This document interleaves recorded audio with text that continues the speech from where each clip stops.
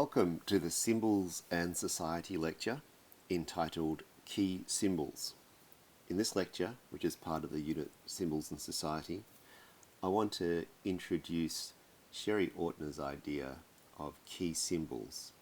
She argues that there are two kinds of key symbols: summarizing symbols, which express deep and profound ideas and emotions, and elaborating symbols, which put together other elements of our meaning or value systems.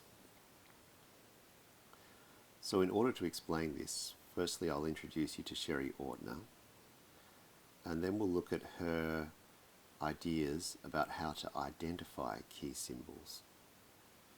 We'll then move on to look at summarizing symbols, and after that the two kinds of elaborating symbols she identifies.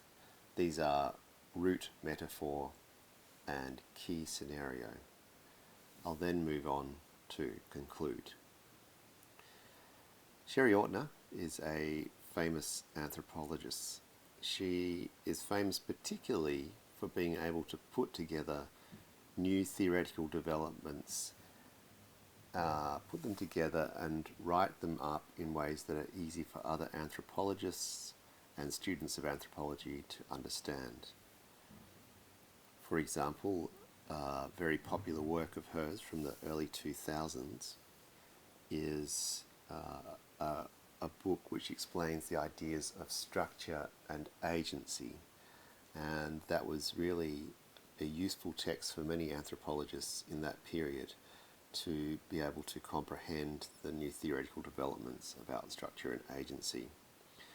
The text we're going to look at actually comes from the year of my birth, 1973, in which she wrote about key symbols. And in this article, which appeared in the flagship journal for the American Anthropological Society, which is entitled American Anthropologist, in this article she helps put together many anthropological insights on symbols. I'm just going to digress for a second to mention that Ortner was actually at the same high school, and I think attended at the same time as famous American author Philip Roth. So they're both from Newark, New Jersey, in my Australian attempt at an American accent, and they both write about culture in very different ways. So if you want some extra reading, why not read Roth's famous book American Pastoral, as it's called in America, or American Pastoral, as it's called here in Australia. So back to key symbols. Ortner says there are two ways to identify a key symbol. One is, as an anthropologist, to go and do field work. Do field work in a society, and regardless of what people tell you, you decide, I think these 4 or 5 symbols really sum up and express the culture.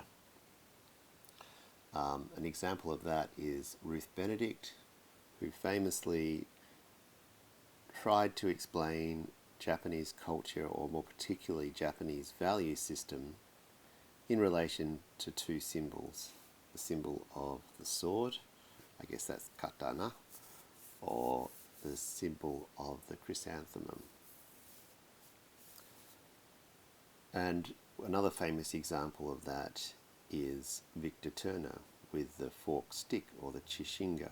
And you can look at another lecture in my series from Symbols and Society, in which Turner describes the chishinga.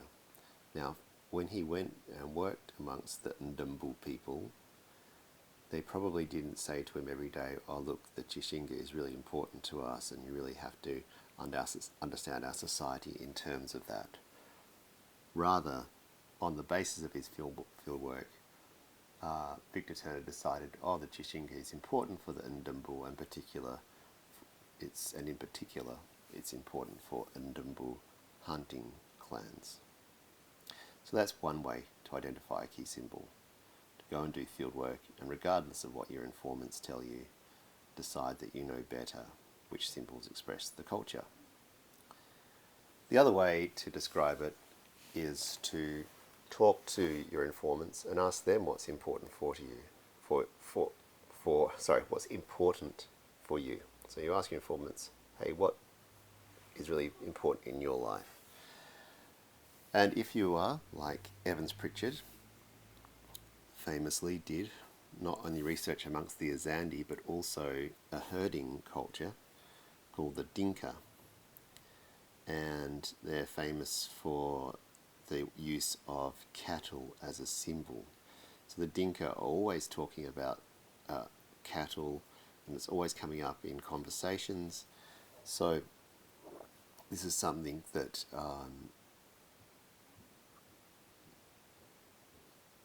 Evans Pritchard felt was a very useful way to unlock Dinka culture.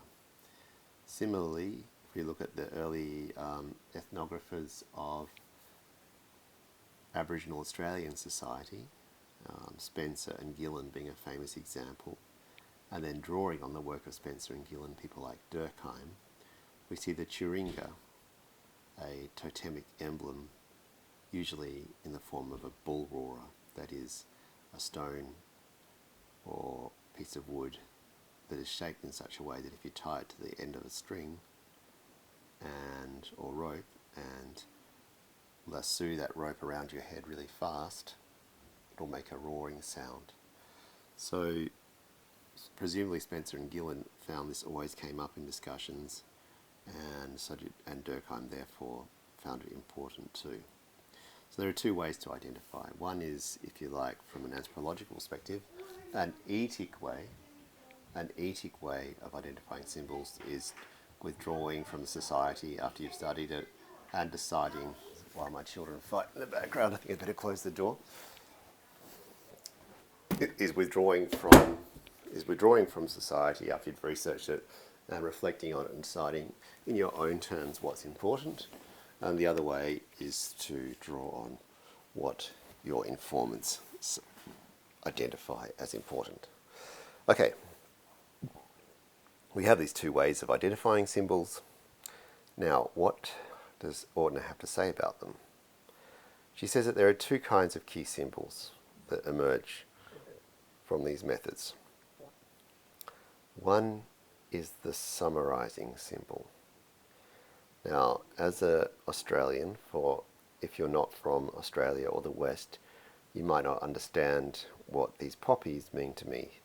These poppies are these red flowers here sum up really powerful and poignant feelings of gratitude and indebtedness to soldiers, particularly Australian soldiers, who fought, and in particular in the world wars.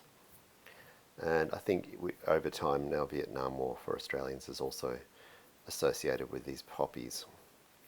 So this is an expression of grief, gratitude, mourning, indebtedness and so on to soldiers who have died.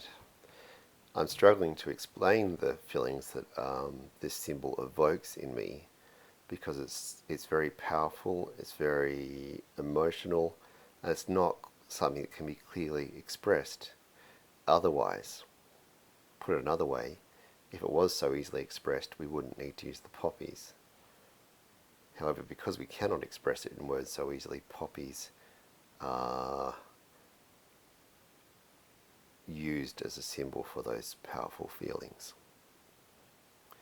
Now, the other kind of symbol, which, as I mentioned in another lecture in this series of symbols in society, I looked at Geertz's idea of symbols as models of and models for. And in that lecture, I talked a little bit about baseball. Now, I'm fortunate enough to have spent a bit of my life in America and in Canada, and have grown to love baseball. But I also see baseball as an elaborating symbol. What I mean by that is, if you understand baseball, you can understand other parts of life in America and Canada, probably in Mexico too, but I've never been to Mexico. I'll give you an example. You talk about life in terms of baseball. You talk about things like striking out, for example. If you are, the famous example is if you ask someone on a date and they refuse you, you feel like you struck out, and that comes from baseball. If you hit a home run, you're successful. Oh, and to be a bit crude, but back in the 1980s, people used to talk about getting to first base and getting to second base, which means how affectionate and sexually close you got to somebody. So all that's very useful because it helps to put together the experiences of life around dating, around work, around career, and so on. But it's not something that overpowers me, or I think really overpowers Americans and Canadians with emotion. They don't normally get teary when they see a baseball bat, but it's easy to get teary when if you look at a poppy and think about it a lot, if you're an Australian and I think also an American Canadian. So that's the difference. Summarizing are these emotional, powerful symbols. Elaborating symbols are very good to put things together with. I'm going to talk about that more now. So, as Ortner says, summarizing powerfuls sum up and represent in an emotionally powerful way. Now, again, getting back to this imagery of war, and I think it's important to dwell on war because in a lot of post-industrial societies, the idea of war and sacrifice has become a new form of, if you like, atheist religion. So for people who don't believe in God, but also for people who do believe in God, the experiences and the sacrifice of soldiers, of national soldiers from past wars, is very evocative. This is the case, for example, in Indonesia, where the heroes of the independence war against the Dutch are revered. And you have, for example, Hari Pahlawan, which is on the 11th of November, in which people celebrate the sacrifice of their, if you like, ancestors for in dying for their country. So symbols like this are typically tied up with emotional feelings and with religious feelings. It's what Geertz would call the really real. Summarizing symbols refer to the really real. If you're not familiar with Geertz, you can look at my Symbols and Society lecture on Geertz or read his article, Religion as a Cultural System.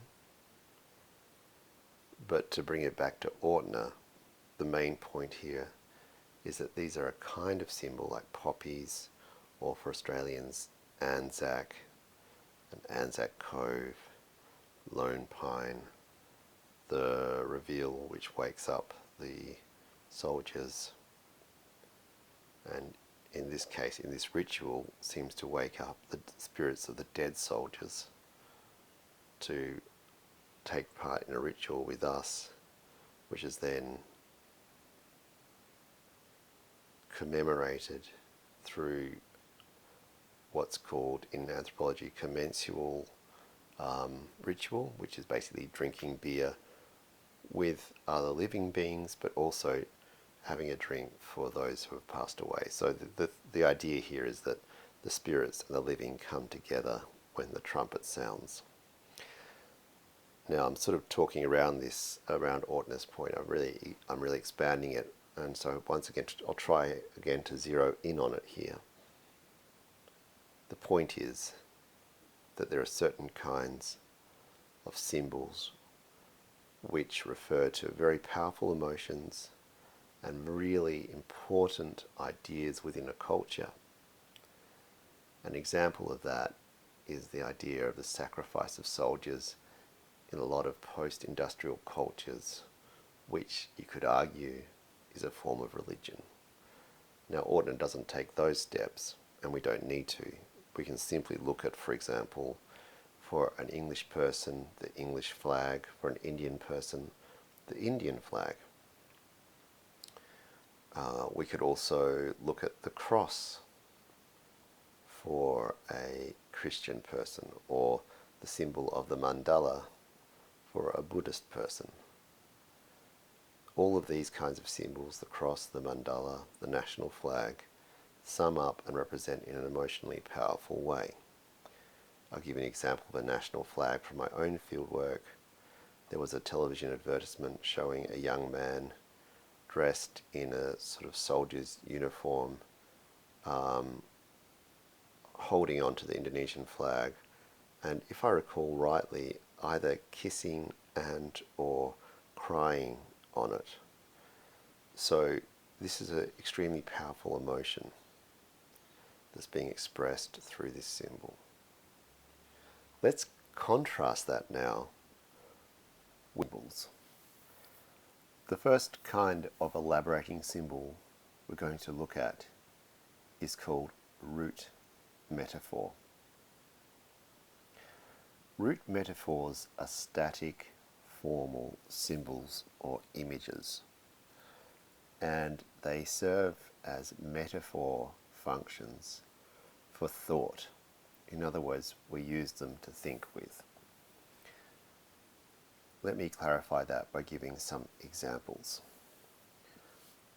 Elaborating symbols in general have a conceptual elaborating power.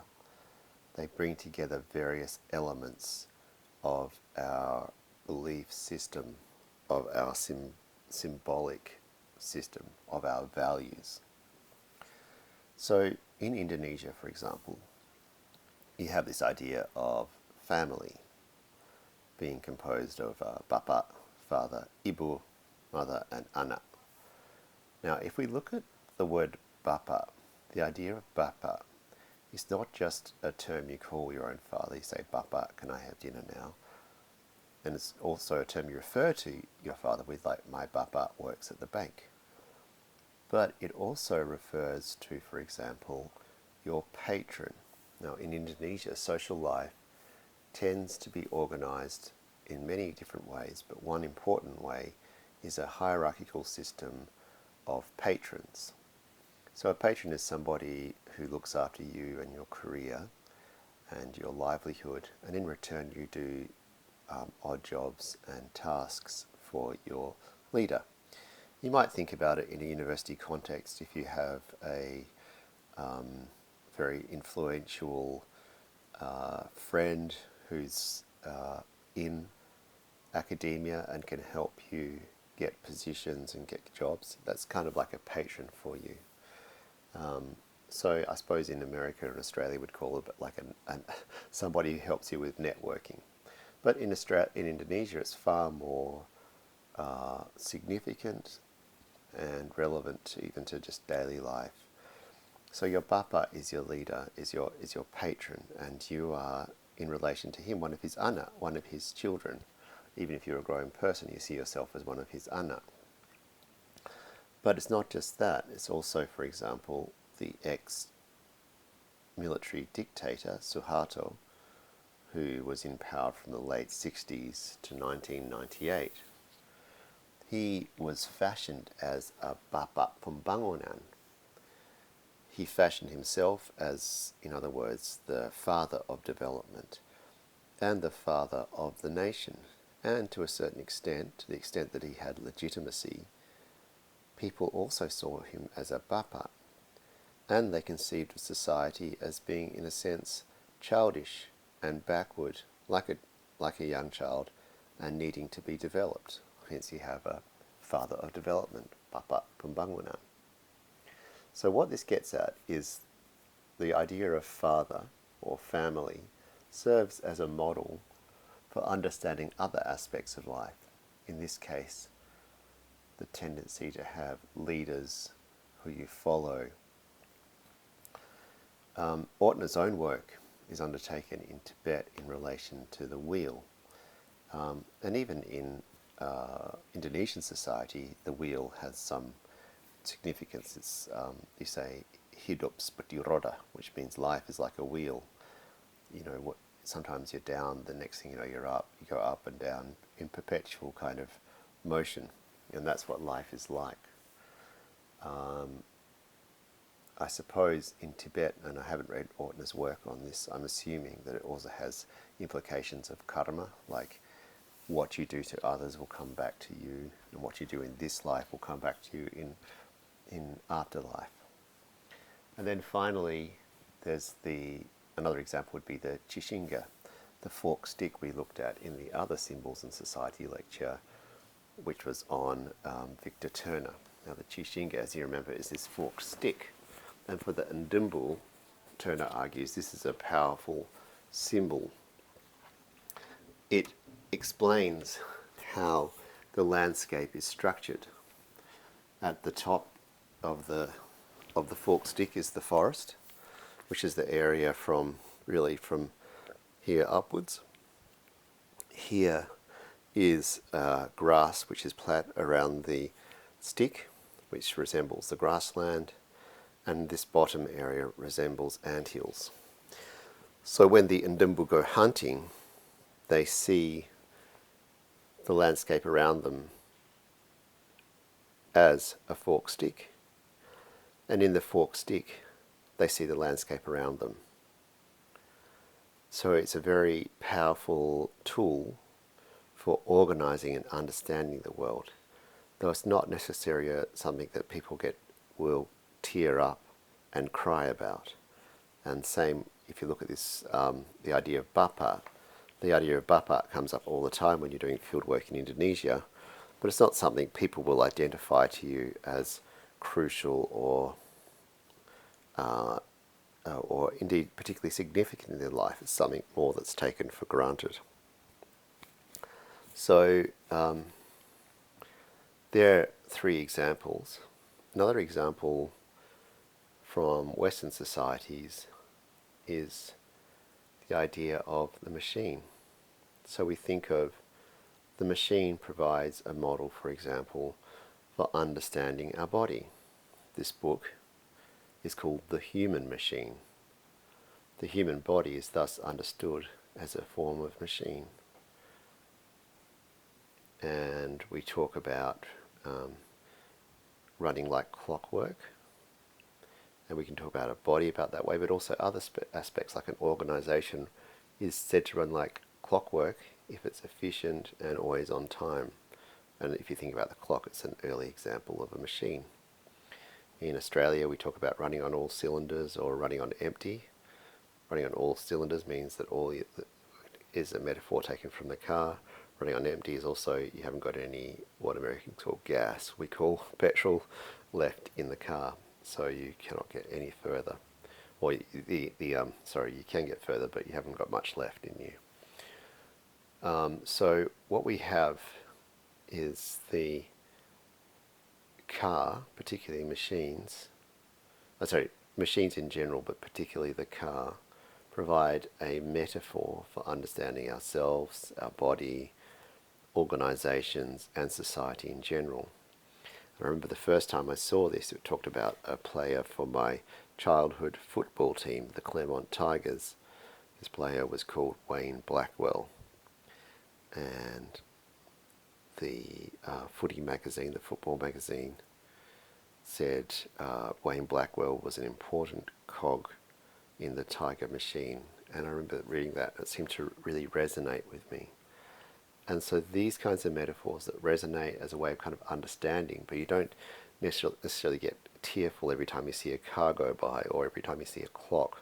Or to go back to the previous slide, an Ndimbu person doesn't get tearful every time they see one of these sticks, or even when an Indonesian person, when they talk about family, not when they talk about family, but when they talk about their leaders as Bapa.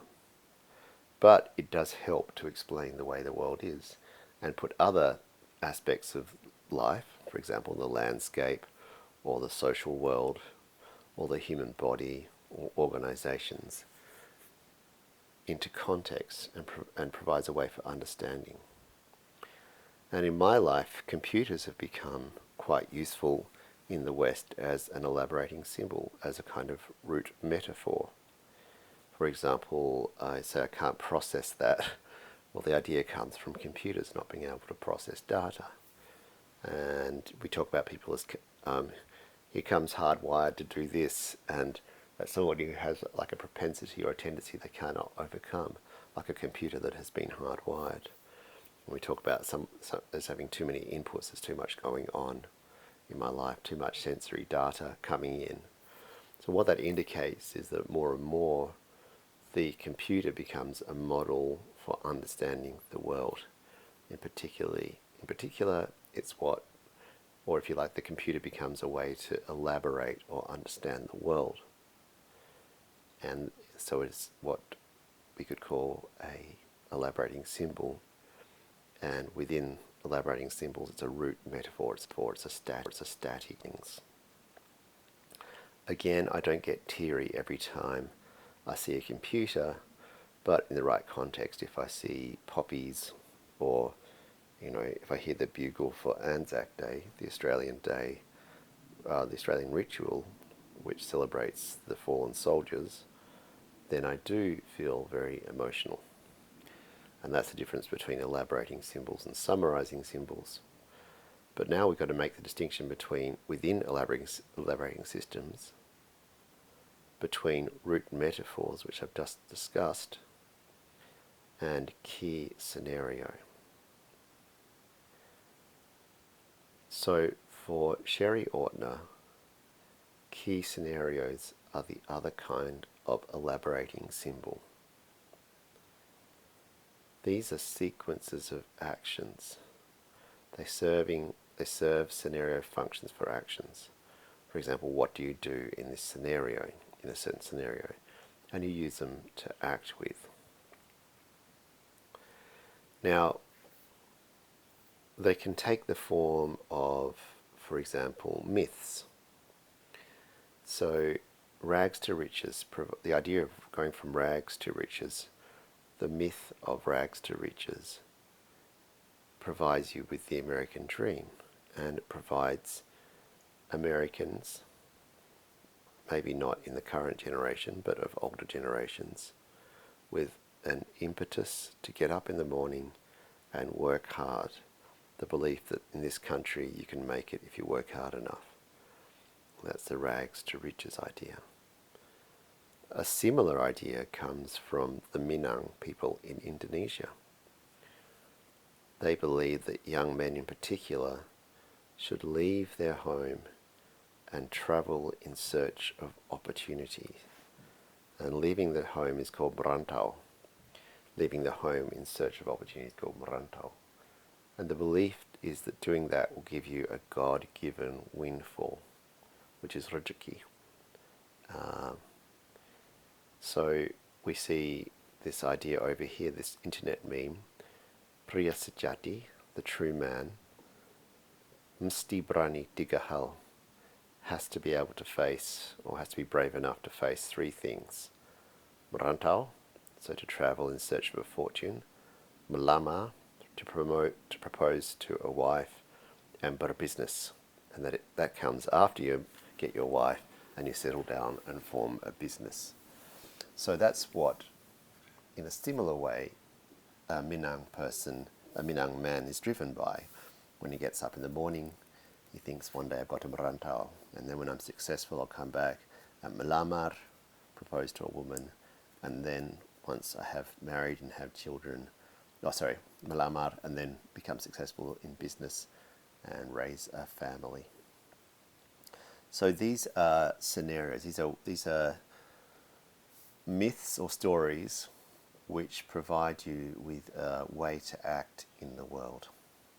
And you could see them in terms of Geertz's models for, which I discussed in the Symbols in Society lecture, models of and models for. However, it's not just myths, but also a formal actions or rituals. So, for example, the potlatch, famously described by Boaz, amongst the, I can't pronounce it, Kwakawakwa, or I'm sorry, I don't know how to pronounce it, but now known as that, but formerly known as the Kwakiutl, the First Nations of Canada, the northwest coast. used to have enormous feasts in their longhouses where everybody would be ranked, would sit according to their rank. And there'd be enormous displays of gift giving, and wealth would be sort of you'd throw your blankets and your copperheads to your coppers, which are kind of metalwork objects, and give them to your rival, and your rival will try and outdo you. And in the end, you show how wealthy you are by burning your blankets and throwing them on the fire. And the rival says, it's not very hot in here, which means you haven't got much wealth. So there you have a whole lot of Kwakiutl, or Northwest Coast Indian or Northwest Coast First Nation ideas for how to behave in the world, which are expressed in this ritual. Similarly, with the Selamatan, which is a Javanese ritual meal, which is much less showy and much less formal, you get the women, if you, for example, want to buy some land and you're successful in buying it, then you hold a Selamatan, and you invite your neighbours and family, the household heads, the bapat, you invite all the bapat from around the place, including your bapat in the sense of your leader, as well as your bapat, as well as the bapat as in the sense of the parents, the fathers from the neighbouring houses, and all the wives prepare the food, and everybody gets together, all the men get together, say a prayer, hoping to provide a sense of solidarity and peace amongst everybody, and with the spirits and with God. And then the women come and eat. Also afterwards they take the leftovers. So it's a very gendered society. Now, what goes on there expresses how to behave in the world, the way men should be and the way women should be. Another famous example is the Kaiko ritual, described particularly by Rapaport amongst the Tsimbaga of New Guinea. And this is a kind of cycle of feasting and warfare, where you feast and have peace with your ritual enemies, and then when that breaks down, when that breaks down, then you plant rumban, and hostilities begin. I think it is with your I can't remember whether it's when you pick or plant the rumbin, this special plant, that you then come to peace or go to war with your long-term rivals. So when you actually get together and feast with those rivals, that's when you celebrate aspects and you reinforce aspects of Tsimbaga life, such as those people who come will either be people you fight against or who marry people in your clan. And finally, barbecues in Australia. These are kinds of rituals where, again, there's a kind of gender divide that's structured. Men cook the meat outside, women are inside. And again, it's through these sort of structures that you can express your individuality. If you want to stress how that you're a kind of new and modern and sophisticated family, you might insist the women do the cooking of meat and the men do the salad, which is a reversal of the common roles, but of course you're expressing your ideas through the ritual. And in fact, if you don't even do the ritual, that's also a way of expressing yourself. So it's through these sort of rituals that social life, that you have a model for how to behave in social life, which gets back to Geertz's idea of models for cropping up in rituals. But you'll also recall that for Geertz, you have models of in rituals. So to recap on elaborating symbols, there are two kinds. Well, take a step back. To recap on elaborating symbols, elaborating symbols are symbols that are good to think with about the world and about your life and about how to act. There are root metaphors, which, if you like, provide a model of the world. Root metaphors place everything together for the Ndumbu, the forked stick, expresses all the qualities a man should be: fierce and violent. It also expresses how the landscape is structured. It also expresses relationships with the spirits and so on. But it's not something that when an Ndumbu informant explains it to Turner, their eyes start welling up with tears. And you have elaborating symbols which take the form of key scenarios. These can be stories and myths like rags to riches, or they can be actual rituals that you enact like a barbecue. Again, these are not things, as elaborating symbols, they're not things that you tear up about. It just happens that anthropologists taking a step back see that these are very useful and meaningful for informants. So if you're getting confused, like how can I distinguish a summarizing from an elaborating symbol? You can say, firstly, is it sacred? Are there taboos associated with it? Is it set apart? There are taboos associated with flags. You shouldn't burn them, you shouldn't spit on them.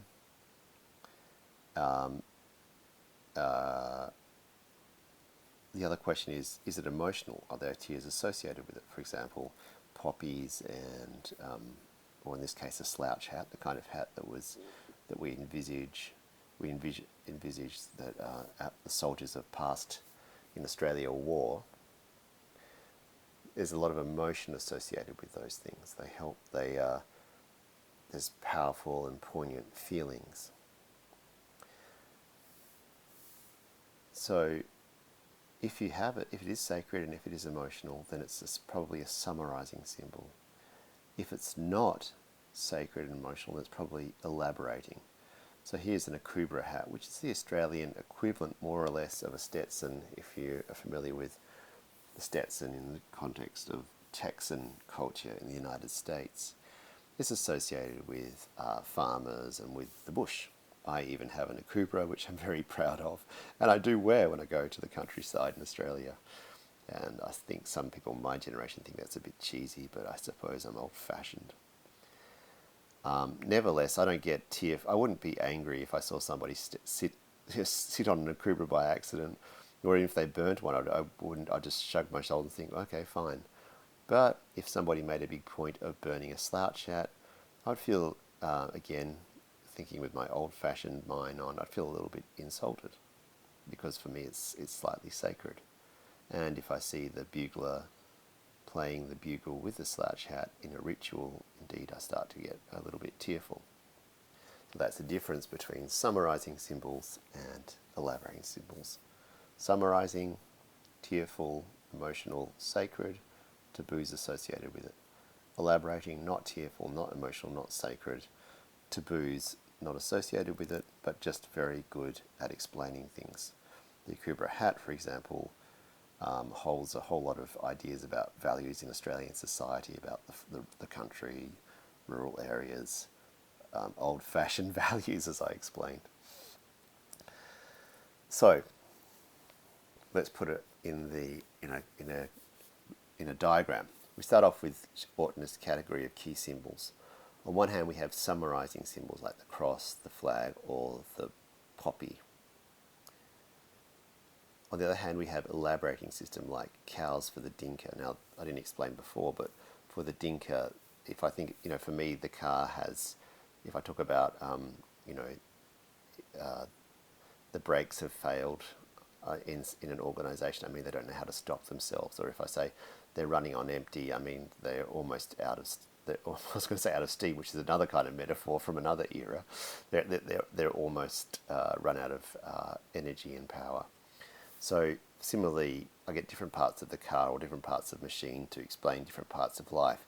Similarly, Dinka explain different parts of their life and their world in terms of cow horns or cow udders or cow hoofs or cow eyes, and even different kinds of cows. Just as I think of I think of a V8 in terms, like I saw a car yesterday, a V8 car, so a powerful car, and the license plate was a personalised one. It said V8 bully. So the guy there, of course, the V8 for him symbolises his potential violence and power in the same way that, for example, the forked stick represents the power and violence of the Ndembu people. So we're talking here about elaborating symbols. Again, I don't get teary when I see a V8 engine, generally.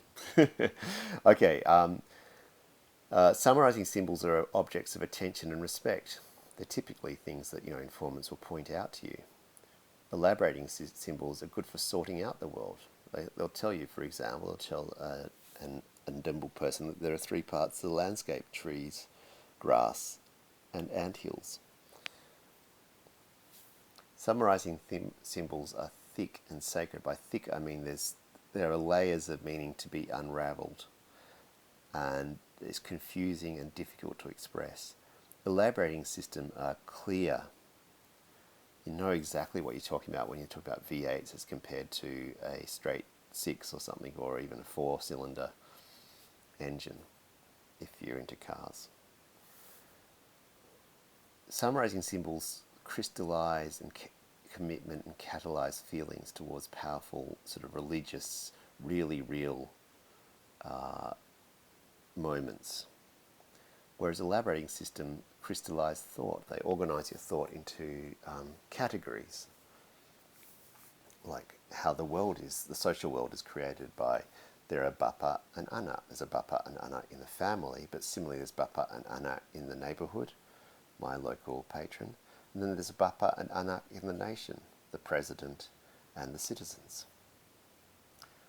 And just to recap, bapa and anak means father and child.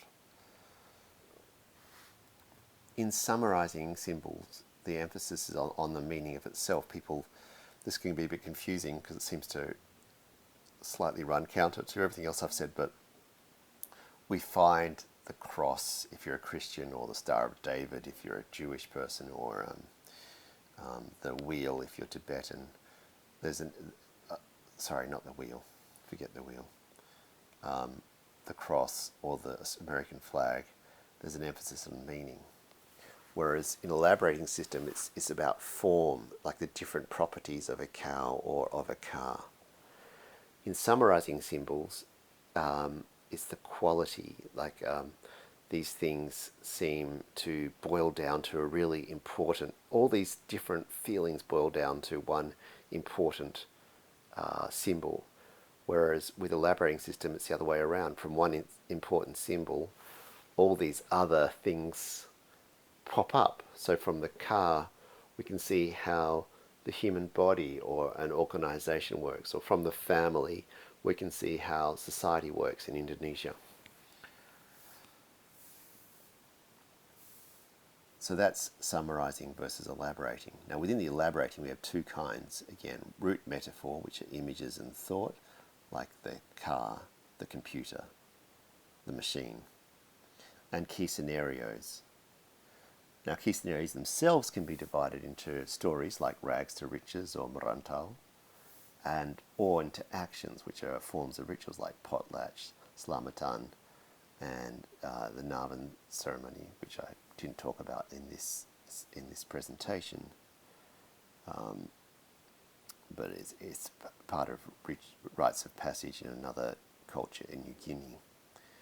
But in all these actions and rituals, or if we talk about the barbecue or the wedding, we can also think of these as actions and rituals in a key scenario, and we see how to behave in life. So this is how we can distinguish between the different elements of symbols. Firstly, we distinguish between summarizing and elaborating. Within elaborating, we distinguish between root metaphor and key scenario. And within key scenario, we distinguish between stories and myths and actions and rituals.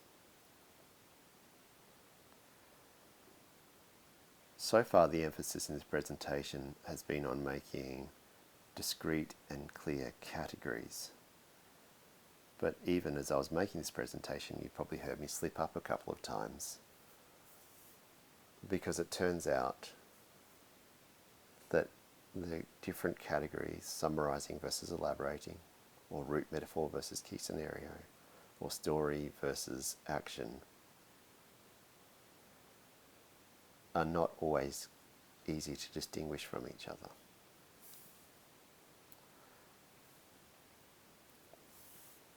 For example, if we look at summarizing versus elaborating, sometimes it seems more like a continuum. So weddings have summarizing elements. At a wedding, I've always, every single wedding I've been to, that is to say, I've seen people crying, especially when the bride comes down accompanied by her father. Powerful feelings well up. And it's a sacred event. You can't just in the middle of that part of the wedding start yelling on and singing Iron Maiden at the top of your voice.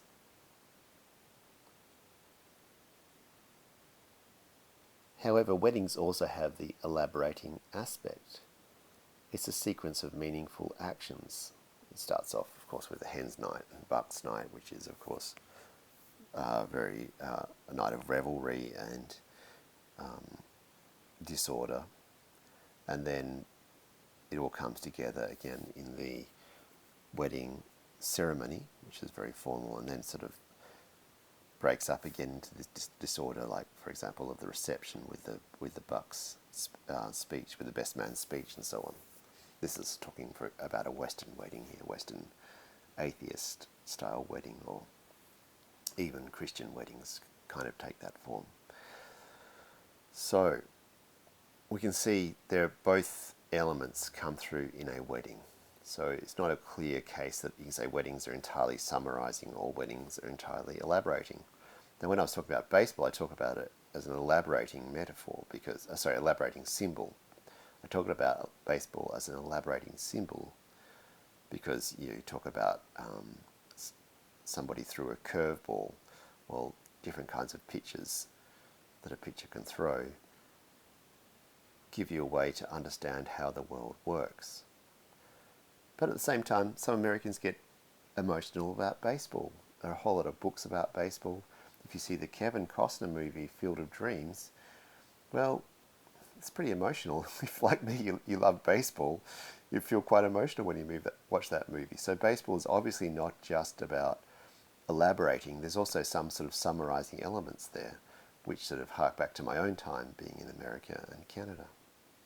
And similarly, family in Indonesia works as an elaborating symbol, because by looking at the relationship between a father and child, in a family you can also see the larger society.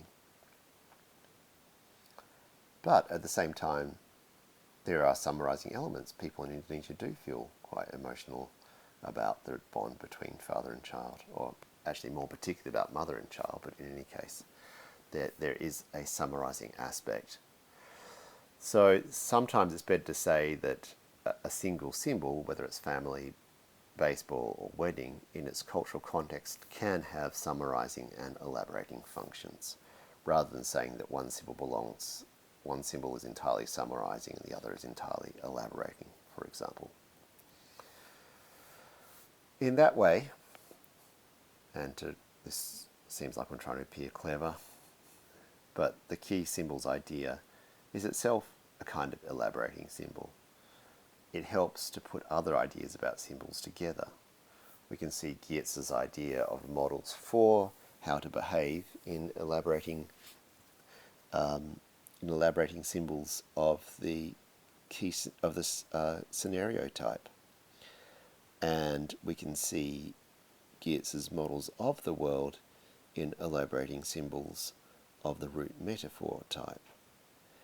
And when we look at summarizing symbols, we look particularly at the kinds of symbols that Durkheim was talking about in the elementary forms, as I discussed in my lecture on Durkheim. Therefore, the ideas that Ortner provides us are very useful for contextualizing the findings of other anthropologists too.